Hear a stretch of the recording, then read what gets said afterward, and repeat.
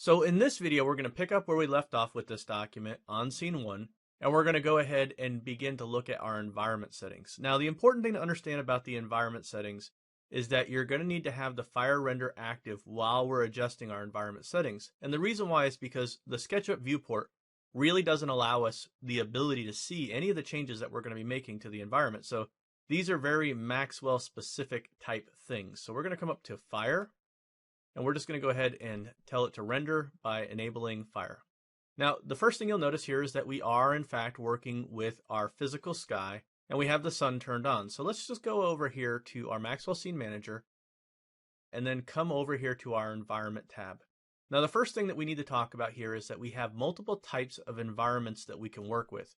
We have our none, which is basically no environment.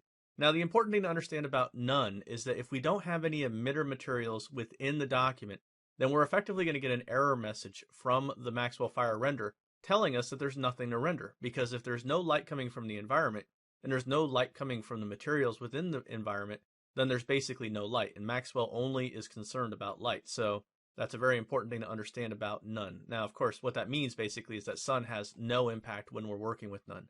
Now, if you come over here to Sky Dome, that's sort of the next step up. Now, Sky Dome without sun is effectively a very diffuse skylight type of scenario.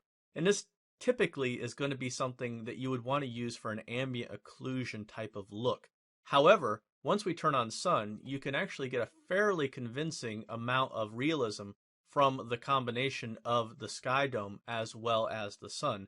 And of course, we can amp that up even more by coming over here and changing the color from application, which is getting its information from the SketchUp style, to one of these custom colors that we can pick on the zenith and the horizon. Now, of course, the idea here is that we can get some very complex effects this way. However, the next step up from this would be to come up to the physical sky, which is even more complex. Now, the thing that we haven't looked at previously within the physical sky are these atmosphere settings. And the idea with the atmosphere settings is that we can make them whatever we want them to be.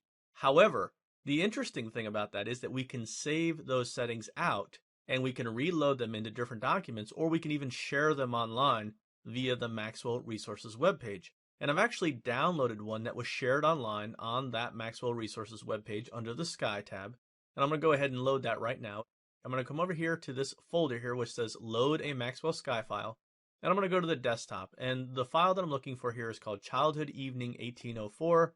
And I'm just going to open that. And immediately you see that we get a very different look here as far as our sky. And of course you can see the sky settings are very different as well. And if I rotate around my document and kind of come at from this angle, you can see that we're getting a very different type of lighting scenario than we previously were getting. Like I say, you can change these to be whatever you want them to be, and the manual covers these very thoroughly. So my advice is that once you have a sky setup that you like, go ahead and click this little CD icon right here and save out your sky files. There is a series of sky files that come in that resources folder that I showed you in the very first video, so do take a look at all the different skies that come as examples, and this will also help give you an idea of what these atmosphere settings do.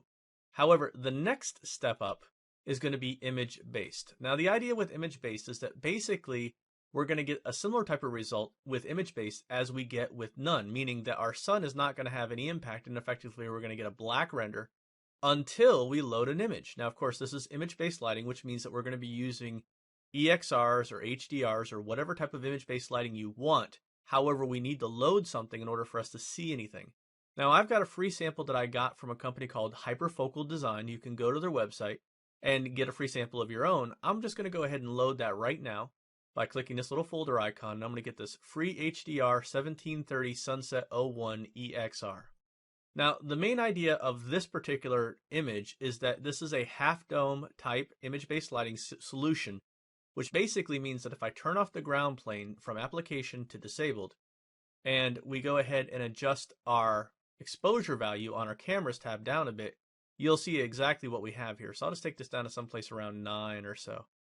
And we can see that we have a black ground, and then we have all this sky information that's going on up here. And if I rotate around a bit, you can see that basically what's going on is we have sort of a sunrise or sunset type of photograph here.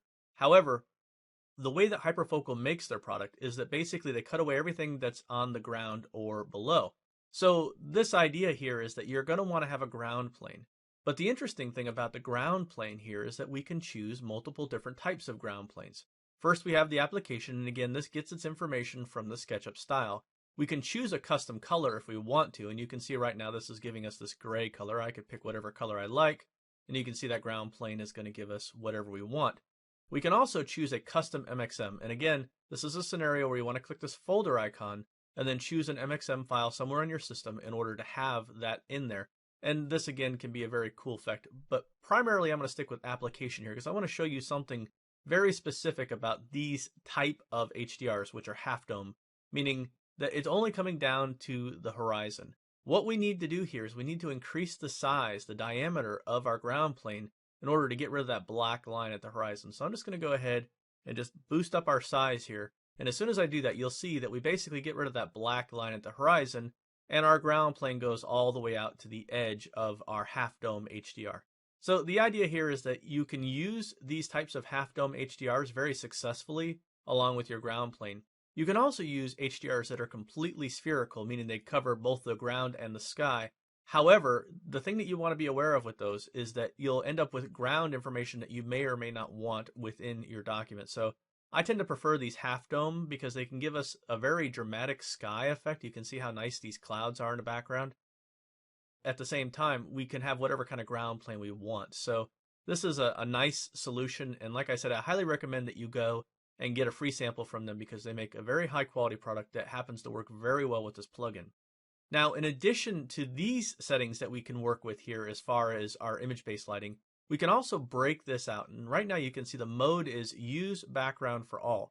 But if I click that, you'll see that now the mode is use separate channels. And you can see that instead of having just the background channel, now we have a reflection channel, a refraction channel, and an illumination channel. And we can enable or disable these, and we can load different HDRs or EXRs within this so that we can get a lot of different types of effects. Whatever ones that we have disabled will be using whatever we set here. So if we say use physical sky, it'll use that. If we say use sky dome, it'll use that. If we say use none, it'll use that. So basically we can set these to be whatever we want these to be. But right now, I'm just going to set this back to use background for all because that's basically going to say all of those different channels are going to get their same information from that one EXR, and it's going to be a very realistic lighting scenario. So I tend to like that the best. The other thing that you want to be aware of is that when we're working within this workflow of the plugin, you can have two ways that you can control the overall exposure of this. We could say that we want to go back over to our camera tab and change our exposure value to get exactly the level of exposure that we want. Or we can come over here and we can increase the intensity value down here. And basically increasing the intensity value is almost the exact same thing as setting the exposure. So you can see here is as I increase that, I'm getting more and more light.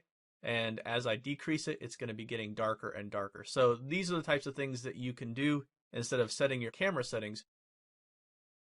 You can set your intensity value here. You can also set the scale in the U and the V, the offset in the U and the V, and you can also screen map this. Now, what is screen map? Well, basically what it does is it flattens that out, and it basically puts it as a billboard in the background.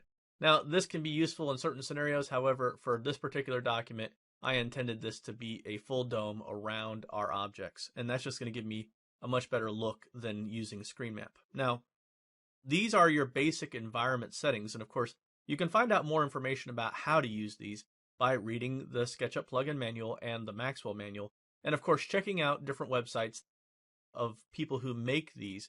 And like I said, Hyperfocal Design happens to be a company that I'm rather fond of and is very popular on the Maxwell forums. So certainly check that out. And we're going to be focusing in the next video on our output settings.